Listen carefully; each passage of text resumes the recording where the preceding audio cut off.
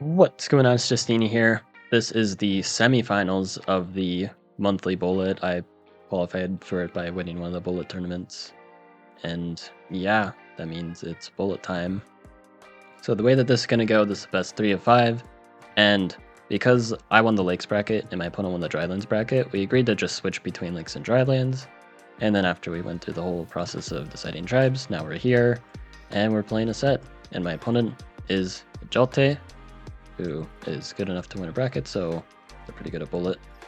And yeah, let's just get right into things. So for those not familiar with bullet, it's a tiny map, in this case lakes, next one's going to be dry, and etc. And it's a mirror match, both tribes play the same tribe, and hosting player skips turn 0, so I'm the host here, so I'm skipping my turn 0, and then we get right into things. So just making a warrior, going for some nice simple expansion. And I go for early climbing because I suspect my city is here, and sure enough it is. But everything's kind of working out anyway. Going for fishing, I'm going to rely on port connections to really develop the city.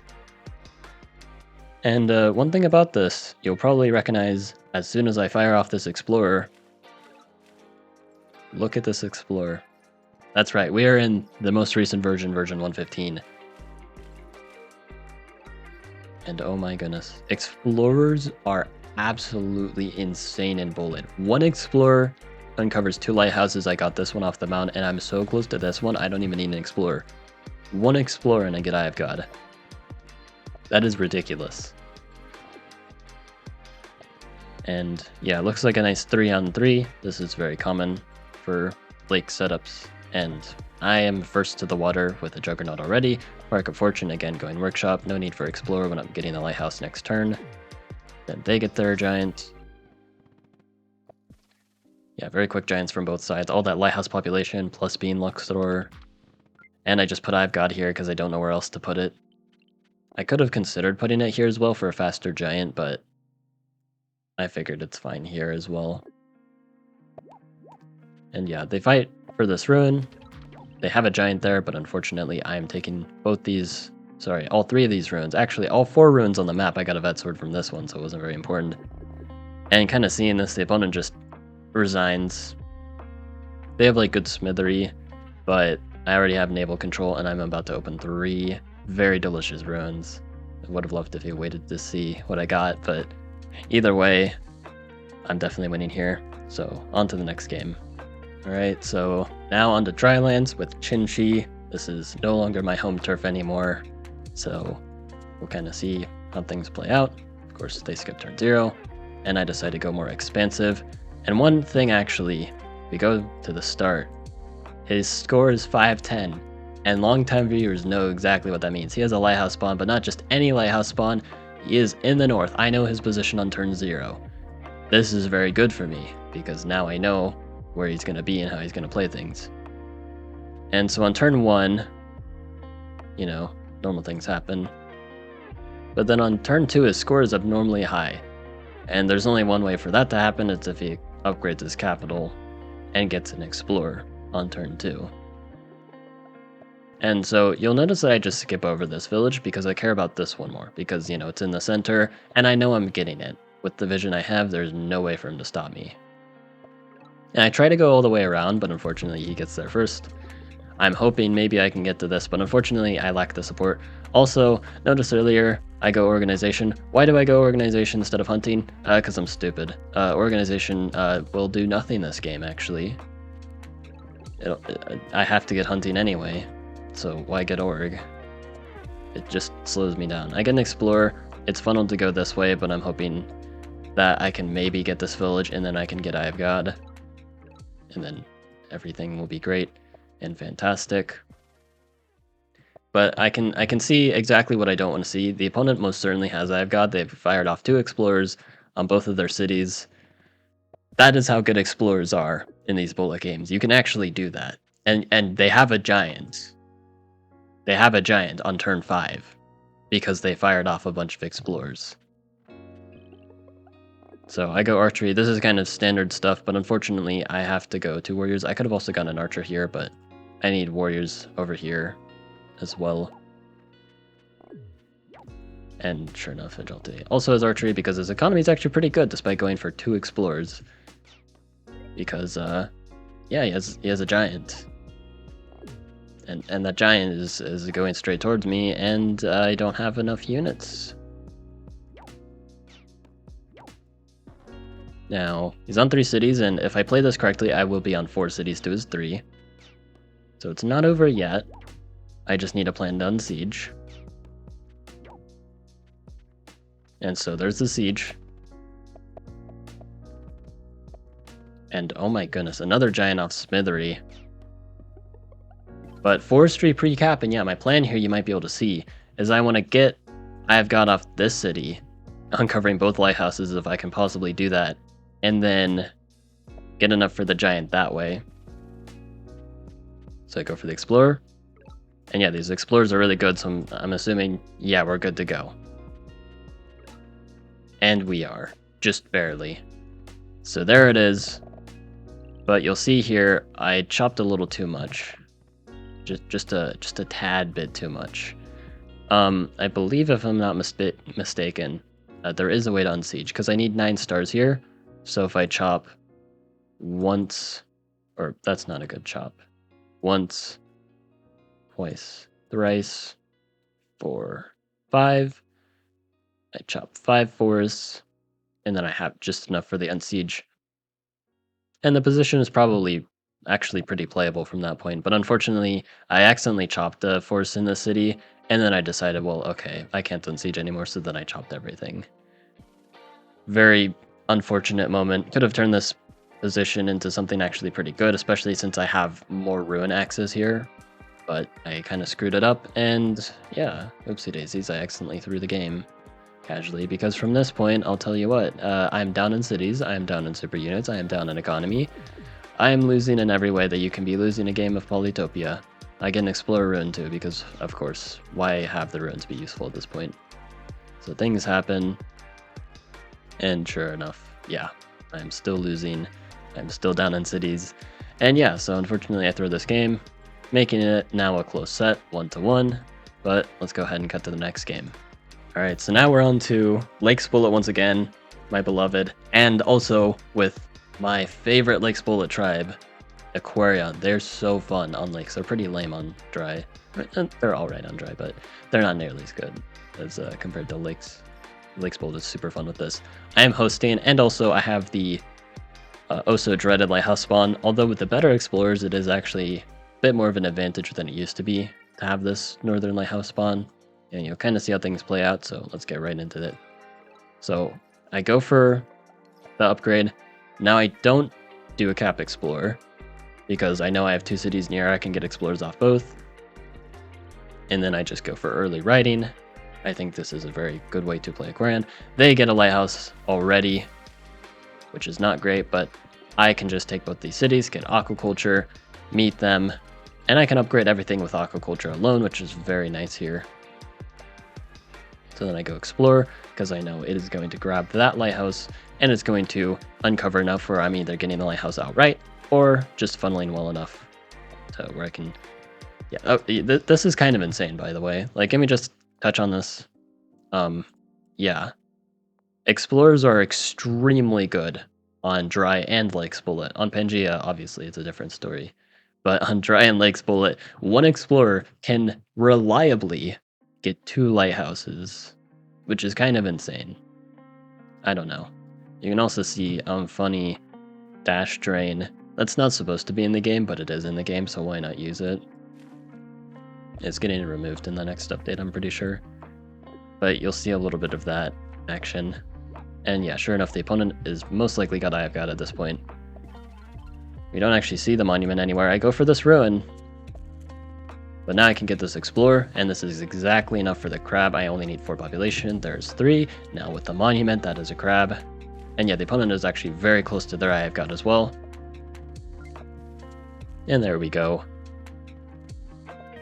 So we can see a bit of a ruin diff, because they're most likely getting this ruin, this, and this. But I got my crab, and I have got a turn earlier. I have aquaculture, which is really nice for me here. I have this ruin, which might give me something good, but it also might not. Mark of Fortune here, setting up for a border growth for another crab. They kill this, but I wanted them to do that because their rider's actually trapped now. There's their Eye of God, Arc of Fortune. And yeah, they actually smartly retreat the rider to here, where it actually cannot be killed, but it will be killed next turn. But they're just trying to be as annoying as possible, which that's what you're supposed to do in Polytopia. And yeah, now they're getting their ruins. They get a vet sword here, which is actually not too far away from my city, so it can be problematic. And they have bubbles now. Luckily, some of that dash training earlier kind of messes them up a little bit. Now there's the border growth, setting up for the next crab. And I'm going to need to play some really good defense here, because with the bubbles, that means they can attack quite a lot. And they go in for the siege. This is not very pleasant to deal with. And the archers too. How do I deal with this? I mean, I can get another crab here. And then another rider. Hit the crab. Put it on the city so they can't go for a siege yet. It's going to buy me a little more time. There's the vet sword going in. This was a misplay. I don't know why they did that. And they donate me some more kills. Hold on. How many kills do I have? Only 4. But that is progress. And then they hit. Retreat away. Now I get waterways. Now I start to bubble everything. And yeah, now I can really play some defense. So I'm not really too scared of the opponent anymore. They're putting all their archers in bubbles, but I have bubbled riders to kind of deal with that. Now they're very smartly putting their archers behind this body of deep water. I would have to buy marine life to reach them, which is a little pricey for me at the moment. But luckily this vet sword is not long for this world. Organization, now going for the upgrade. I could city wall, but I decide, nah, the crab is not a threat anymore. And they have archers anyway, so let's go for resources. I need stars. And I'm kind of stabilizing, and this border growth city is going to be very nice for me. So if they can't make something happen, they try to make something happen here, though. Cloak there. How can I possibly deal with cloaks as Aquarion? I wonder what I could use. So they siege there, but my crab can unsiege very easily and effortlessly. I go with the rider because I want a vet assign on the rider, and also take that out. And there's the Gate of Power for yet another crab. And yeah, once again, all these drained tiles actually limits where the cloak can go, because the cloak wants to be bubbled. The ideal place for the cloak is going to be here, here, or here, because then, because it's bubbled, it has 1 extra movement, and it can reach a city very quickly. Only Aquarion and I guess Saimanti benefit from extra cloaks, but Saimanti doesn't have a normal cloak. Actually, Polaris can benefit from extra cloak moves as well. And I guess Illyrian. I guess it's really just the normal tribes that don't have any special privileges when it comes to cloaks, which is kind of interesting. Yeah, there's a veteran amphibian there, very well played. And now I go marine life because I know there are only 3 squares this cloak could be. I can use 2 riders, and I can narrow that down entirely. Where's the cloak? Well, it's not here, because both riders see it. So it's either here or here. It is a 50-50, but I have 2 riders, so I can do the 50-50 twice. There's the cloak. I can't actually take it out, but I know where it is, and it cannot infiltrate me. So I can prepare myself for my actual plan against cloaks,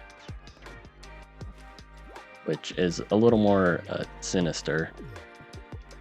It's quite simple, really. Navigation jellyfish. It's pretty good against cloaks, I heard. It completely stops them from infiltrating, you know. Now this city is completely immune to being cloaked. This city is also immune to being cloaked. They can't damage either of these jellies at all, actually.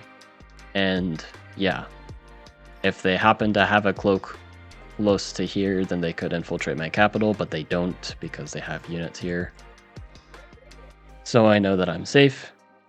But they bump into the jellyfish. You can see that cloak die. Very unfortunate for them. But I managed to take it in this surprisingly interesting Aquarion Lakes game. I thought I was actually going to lose when they got archery, but I don't know. I just kind of defended and everything worked out. But yeah, now on to possible game point. Got to the next one. Alright, so once again, not on my home turf anymore, it's Drylands with Zabasi. Luckily, I'm pretty familiar with how to play Zabasi on Drylands. Maybe a little less so with the new Explorers, those have been changing the meta a lot. But yeah, based on the looks of things, so there's no lighthouse, which means that the north is empty. Now, another kind of tell where you can figure out where the opponent is because the only two possible spawns where they have is right here, which you can see is like right in that direction, 4 tiles away, or here, also 4 tiles away. And because of it being 4 tiles away, notice how there's not enough room for a village to spawn. If a village is here, they can't be here. The capital would be too close. And same deal with a village here. Capital would be too close. So if you don't find a village though, then the inverse could apply. Doesn't always apply, but it could apply. If there is no village here, there's a greater chance of there being a capital. If there is a village, there's a 0% chance that the capital's there. So I'm going to try and use a little bit of deduction there. Now I just play normally. I'm not going to get an explorer with this kind of spawn because there's a chance it can go backwards. It's just not worth doing here. However, the opponent does get the explorer because they are mad lad, and I can see, well, there's no village here, so using my logic, there's a good chance that they're over here. There's a chance, or sorry, right here. There's a chance that they aren't over there, but I'd rather check to see if there's a village here first. And if there is a village here, now I know for sure they are over there. So I decided to just not go there any further because I don't want to give them a free meat and possibly just a free warrior to kill as well. I go for the lighthouse, and I'm going to pursue where I think the village actually is. Sure enough, the village is here, and now I can confirm using that string of logic from earlier. Again, 1, 2, 3. Like, they can't be here because this village would just be too close. Now I know exactly where they are, and without having to get an explorer in my capital, I basically have perfect information of where they are. I mean, if I was actually good at score counting, I would know exactly what they're doing as well. I wasn't really caring too much about score counting. I never do. They get this lighthouse here, which worries me a bit. They got an explorer on their capital. There's a chance to give them this lighthouse. Either way, I can't stop them from getting it, but if they got this lighthouse, they're getting Eye of God. And I have to hope I can get Eye of God myself. And I see that's their second city, so this is going to be a 4-village game. You can actually already tell. There's not enough room for a single other village to spawn on this map. They take out this warrior, but that's fine by me. I decide to funnel this explorer a little bit so it goes the way that I want it to, because if it reveals this lighthouse, then it'll likely go towards this lighthouse, giving me Eye of God, making me happy. But the explorer actually decides to betray me, and goes for this lighthouse that I specifically told it to not go to. And not only do I not get Eye of God, which is a pretty big disadvantage as you'll see. I mean, how many games have we seen where someone doesn't get Eye of God? This is actually the first. In every game prior, Eye of God, every single game from both players. And guess what? They have Eye of God too. They have these lighthouses, and they most certainly have this one. And they most certainly have this one. They have perfect vision of the entire map. They are up a monument. They are up 2 free population. I have barely any vision of them. I only know where their cities are, not what units are on them. I don't have these lighthouses. I am down a monument. What am I going to do here? I do have one advantage at least, 2 free ruins. They have 1 free ruin most likely, and there's this, which is actually kind of slightly favored for me to get, but it's still definitely contested. So I won't consider this a free ruin for myself. In fact, in the game it definitely will not be free, because we will fight over it. And yeah, they have a lot of warrior spam, most likely setting up a giant. And sure enough, yep, their capital is there. And I'm just trying to play things safe. There's the rider. They can't bounce onto the ruin, keep in mind. They see my rider here. They know they can't go there. They decide to just take out some warriors and stuff. And there's the giant. Unsurprising. I get a pop ruin, thank goodness. Vet sword, not very useful, but I'll try to make it work. I have to make everything work here. I'm fighting down a monument. But luckily using that burn force. Park of Fortune here. And yeah, just getting some extra stars, some extra development. And I'm basically hoping that the opponent is punished somehow for getting the explorer here, because it does cost them 1 star per turn. I mean, they're up a monument, and they're basically at 5 population, which more than makes up for that, and they have perfect info. But, you know, I have to cope a little bit. Like, maybe this extra economy that I don't actually have will win the game. But I do get this border growth, and I actually am starting to get a lead in eco. Because, yeah, my capital's looking pretty nice, and this border growth is great. Now, one problem with the border growth is, well, what if the opponent gets cloaks? They can't. You can't see their cities. So how will you know when they get the cloaks? Quite simple, actually. I can score a count. I can see how many points they have. If they jump by like 540 points, the exact amount to get strategy, diplomacy, and cloak, I know that they got a cloak. And if they just do like really high score jumps, I'll have to keep that in mind. I can also just bounce Rider to get vision at some point if I'm really worried. So I'm fine getting this border growth. This is super restrictive also for like roads and stuff, so I like this border growth a lot. It also gets me a ton of giants. So yeah, they go for the siege with the Vet Warrior. This is a bit annoying, but I actually have units to defend, but still well played nonetheless. And yeah, I'm trying to keep an eye on this ruin so then they can't like sneakily go for it. The giant is going towards my capital, which is a mild annoyance. And I have my units not suspiciously positioned at all for a possible Justeeni. I would never do such a thing. My giant also notably not very close to the action. Oh, you could have just sieged my capital. And my giant's not close enough. I want this giant for defense and zone of control and stuff. Of course, if they sieged, I think you might know where this is going. Siege. Oh, look at that. I have just enough for a Justeeni. And I actually do have the stars for it as well, I believe. Because it's just a windmill. Then a farm, which is 10 stars. And then 8, that's just 18 stars. Can I afford that? I think so. Well, either way, they don't want to risk it. So I'm fine. Either way. Yeah, I actually go for the giant here. I actually probably couldn't have afforded it. Oh, well. Yeah, I guess they could have done it. But they didn't know that I couldn't afford it. And I used that knowledge against them. And yeah, we have same giant count. They actually get the ruin now. Because I'm like, fine, just have it. You want it so bad. And this is actually winning. I'm up in giants and they get the ruin. And they decided it wasn't good enough and they resign here. Kind of crazy. Again, they had perfect vision. And they had a nice level 6, but they're actually down a lot in eco. I don't really know what they were doing. But yeah, they just didn't have economy. Despite they were just up a monument. And they went for this capital siege idea, except they didn't actually siege the capital at any point in time. And yeah, okay, I win. So that's 3-1. That's the set. Good games. Yeah, hope you guys enjoyed. Like and sub, and have a good one.